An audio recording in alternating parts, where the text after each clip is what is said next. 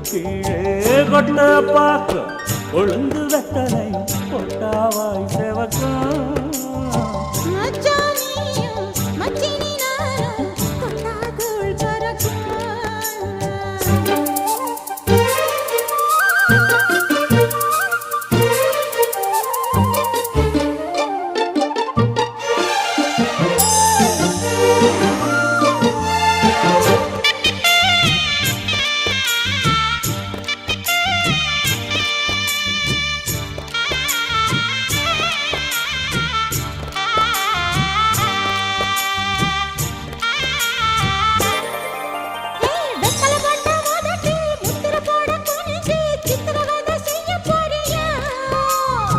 வெத்தலை கையில் எடுத்து